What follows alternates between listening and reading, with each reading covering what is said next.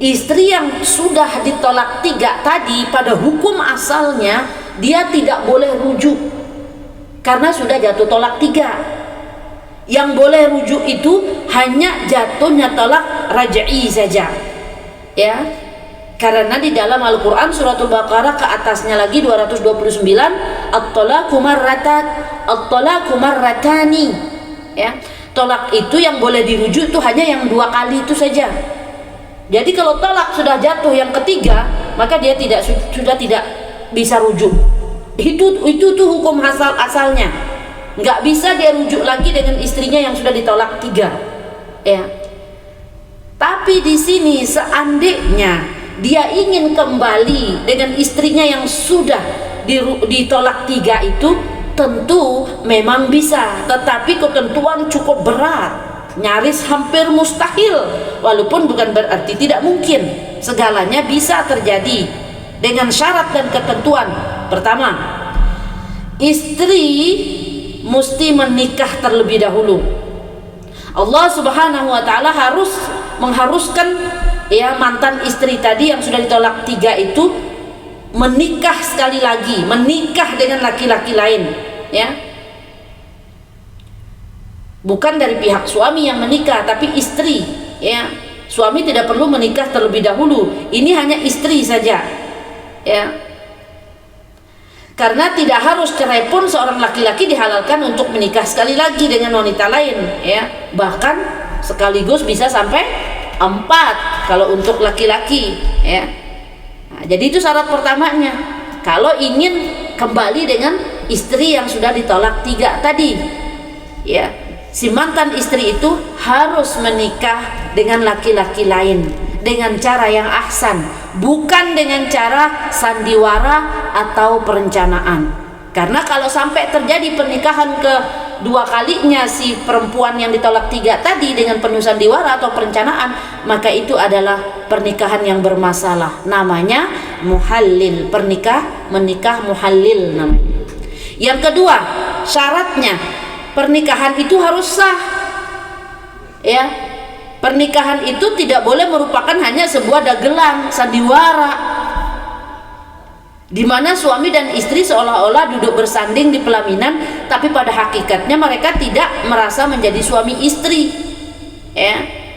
Maka pernikahan itu harus memenuhi semua persyaratan rukun nikah, syarat nikah, ya. Harus ada wali yang sah, yaitu ayah kandung dari istri. Juga harus ada ijab kabul antara ayah kandung yang menjadi wali, ya, dengan suami barunya itu dengan akad yang diterima secara syariah Islam. Dan tentu saja ada syarat pernikahan itu harus disaksikan oleh sejumlah umat Islam yang memenuhi syarat, yaitu muslim, akil balik, laki-laki adil. Setidak-tidaknya minimal ada 2 orang yang menjadi saksinya. Artinya penuhi rukun nikahnya di situ, dan tentunya harus ada mahar dan mas kawin sebagai syarat menurut sebagian ulama, ya, atau menjadi rukun, ya, bagi ulama yang lain, ya. Nah, yang ketiga, syaratnya suami barunya harus sudah baligh. Dalam syariat Islam, sebuah pernikahan atau akad nikah memang sah bila dilakukan oleh mereka yang sudah mumayyiz tapi belum balik. Namun dalam kasus ini para ulama khususnya mazhab Maliki mensyaratkan bahwa yang menjadi suami baru haruslah seorang laki-laki yang sudah balik secara biologis. Sedangkan dalam ulama mazhab Hambali mensyaratkan suaminya yang baru itu minimal berusia 12 tahun. Karena laki-laki yang belum balik atau belum berusia 12 tahun belum memungkinkan untuk melakukan jima menurut madhab Hambali, sehingga tujuan utama dari pernikahan itu tidak mungkin terjadi, ya. Jadi syarat yang ketiga itu nggak boleh dia nikahi anak kecil, ya. Harus dia anak tersebut, anak laki-laki itu dia sudah baligh, ya. Nah, yang syarat yang keempat di situ niat untuk menikah selamanya. Kalau tidak dia niat untuk menikah selamanya, maka itulah pernikahan bermasalah, ya. Karena kan banyak terjadi tuh, ya, untuk membatalkan talak tiganya tadi itu dia nikah ya gitu, disewa orang, bayar orang, itu nikah bermasalah, nikah muhalil namanya. Itulah yang dikatakan oleh para ulama kita haram hukumnya. Nah, syarat yang keempat itu niat untuk menikah selamanya. Baik suami atau istri yang menikah itu tidak boleh di dalam hatinya berniat untuk menikah sementara, sebab menikah dengan niat talak telah diharamkan oleh banyak ulama, ya, seperti yang kita bahas sebelumnya. Apalagi bila sejak awal sudah ada perjanjian atau persyaratan bahwa usia pernikahan itu hanya akan berlangsung beberapa waktu saja, maka pernikahan yang seperti itu dianggap tidak sah. Ujung-ujung nanti masuk nikah muta'ah jadinya, ya, nikah kontrak. Kalaupun pernikahan seperti itu nekat untuk tetap dilaksanakan, maka secara hukum syariah pernikahan seperti itu tidak bisa menghalalkan si istri untuk kembali kepada suami sebelumnya. Ya, maksudnya begini. Kalau dia rencana tuh cari laki akong-akong gitu kan ya, apa itu yang sering para ulama kita bahas tuh, Cina buto ya, Cina buto katanya. Dia bayarlah akong-akong yang udah nggak bisa, ya udah nggak bisa napas itu. Kalau udah bisa napas mati orang umi. Iya, bahasanya begitulah ya, akong-akong yang sudah yang ngos-ngos gitu kan ya, bahasanya ya. Kebayang si suaminya ini udah nggak bisa deh gauli bini saya, mikirnya begitu kan, nggak bisa deh gauli bini saya, saya bayar aja si kakek-kakek nenek-nenek kakek-kakek akong-akong ini gitu, yang sudah peot-peot tua bangka ini gitu kan ya. Itu kan berarti pernikahan sandiwara itu, ya, pernikahan yang direncanakan. Itulah yang dimaksud para ulama kita itu nikah muhalil, haram hukumnya, ya, tak boleh, ya. Apalagi kalau sampai dia niatnya ya udah sementara doang gitu kan ya, ntar juga abis itu ya udah dicerai gitu. Tak ada bedanya nanti di mut'ah jadinya, ya, kontrak, kawin kontrak, ya.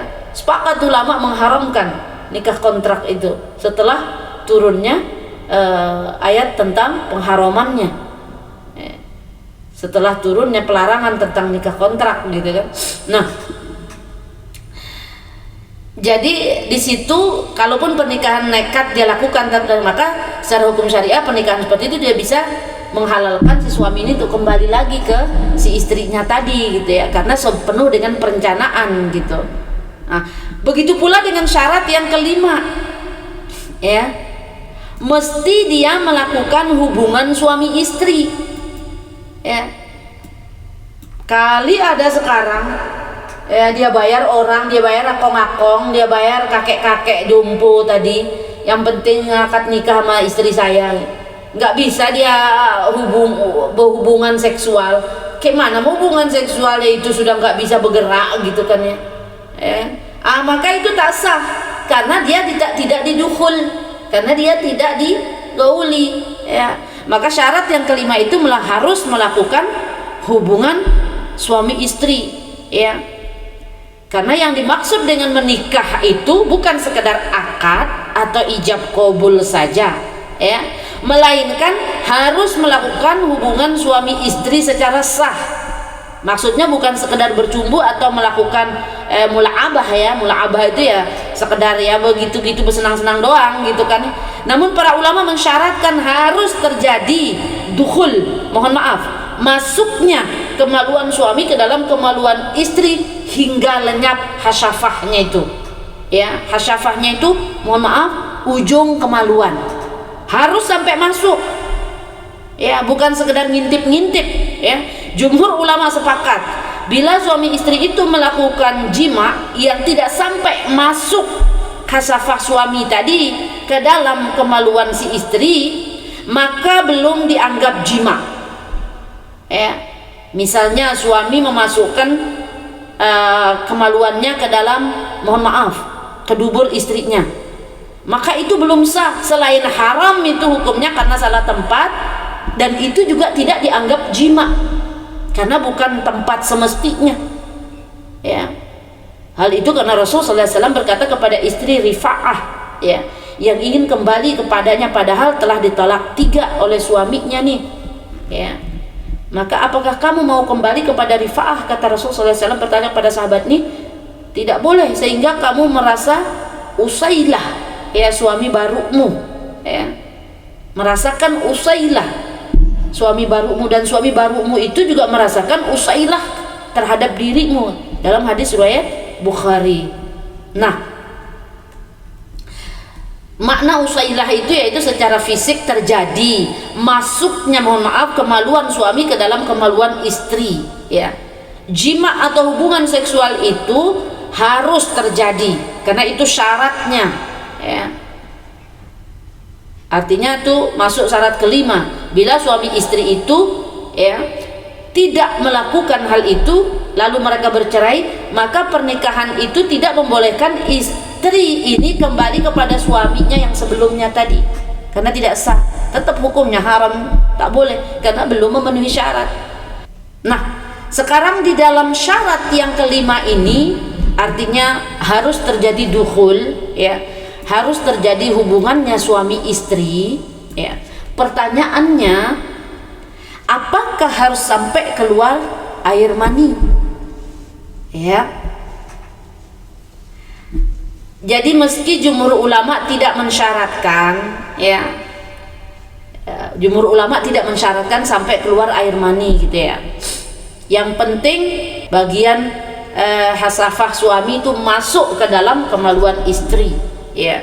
Jumhur ulama tidak mensyaratkan harus sampai keluar air mani. Namun Al Hasan Al Basri malah mensyaratkan harus sampai keluar air mani. Berarti harus sama-sama mereka menikmati itu, ya.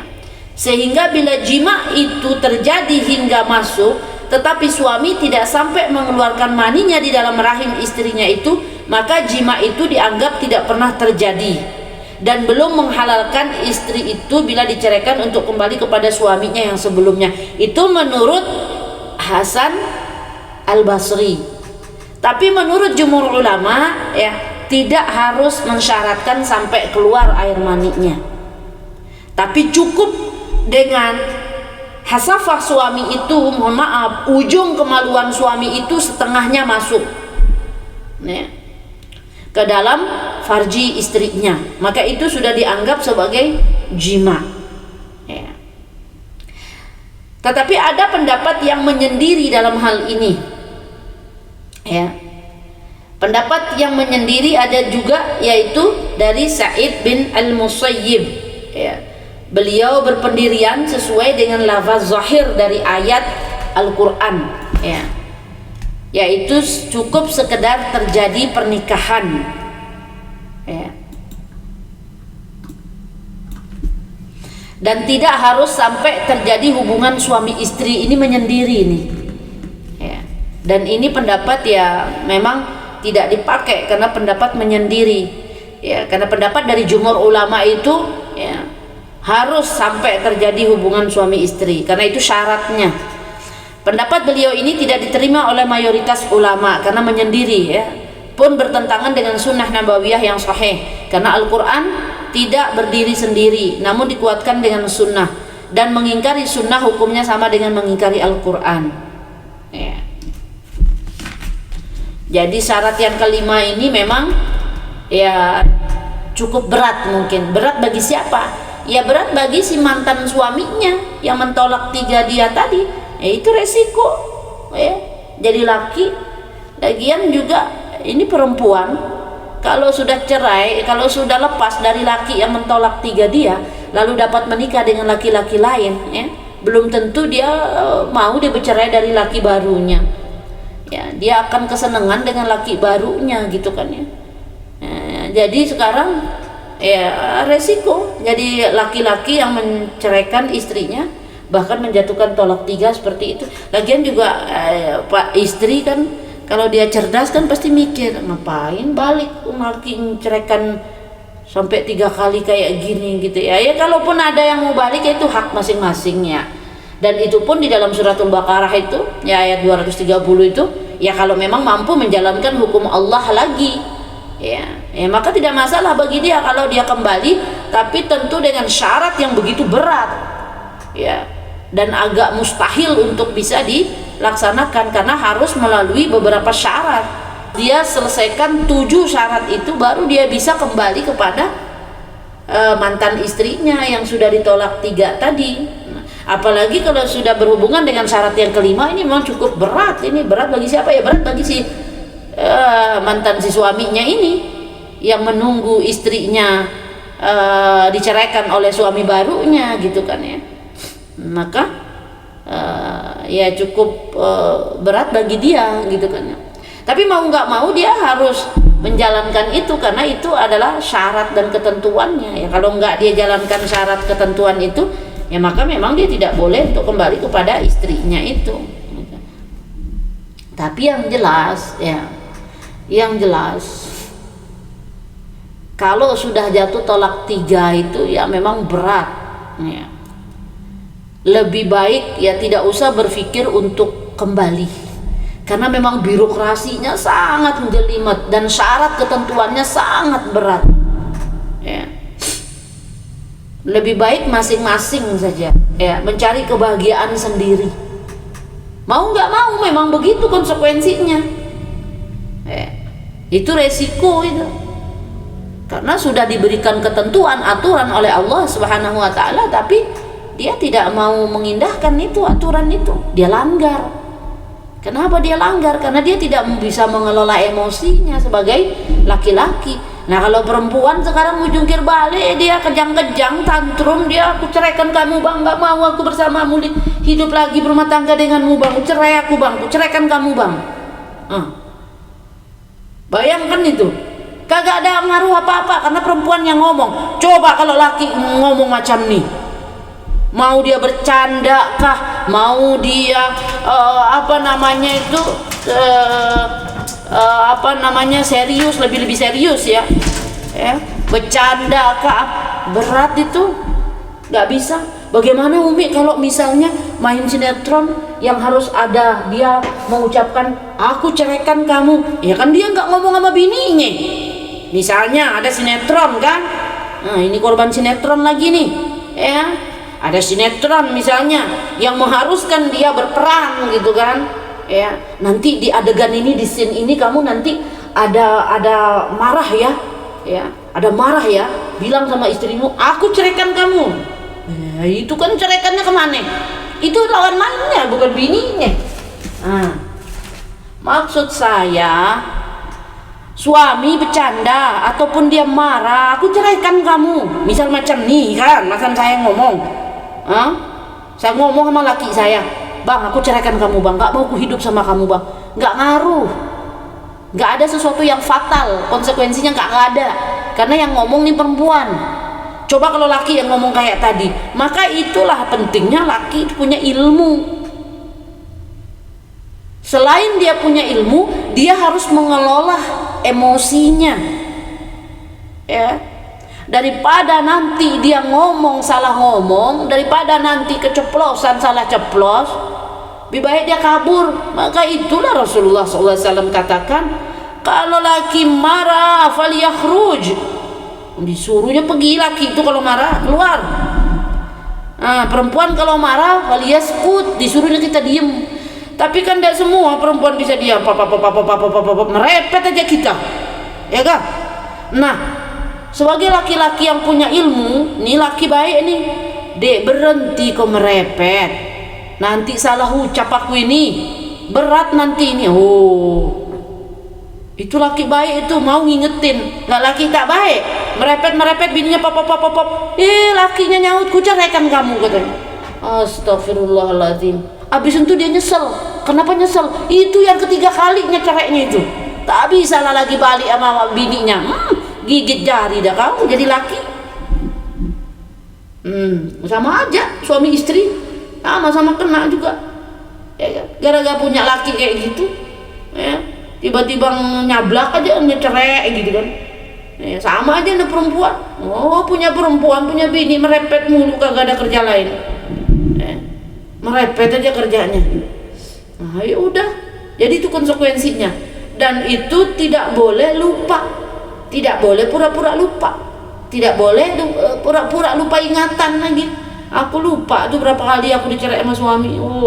Bahaya itu. apalagi sudah pura-pura lupa lagi. Patutlah pula rumah tangga tuh panas saja dari pagi sampai malam walaupun AC nyala. Udah sekian PK di kamar, harusnya adem, panas saja bawaannya dalam rumah tangganya. Kenapa? Karena Allah murka saat itu. Ada sesuatu yang salah dalam rumah tangganya. Apa dia? Itu tadi, sudah jatuh tolak 3, masih satu rumah. Mengerikan. Baik, selanjutnya syarat yang keenam, jima yang halal.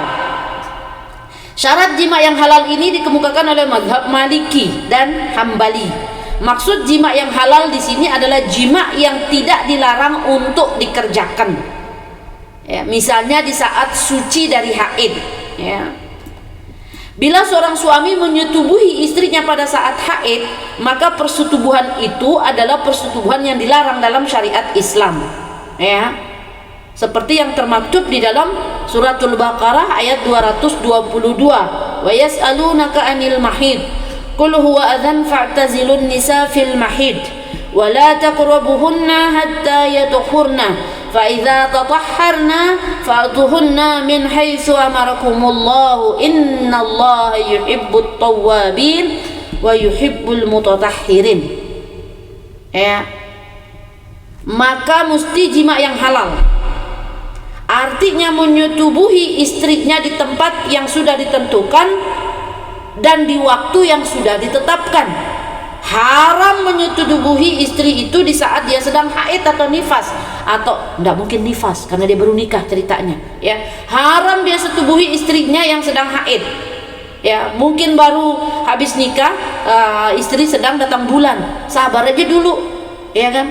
Kalau belum sampai dia digauli, ya maka berarti nggak sah itu nanti, ya, pernikahan tersebut kalau dia ingin kembali ke suaminya yang lama gitu, karena belum digauli. Sabar aja dulu, 7 hari dia haid, 7 hari habis itu baru digauli, dan mesti digauli di tempat yang semestinya.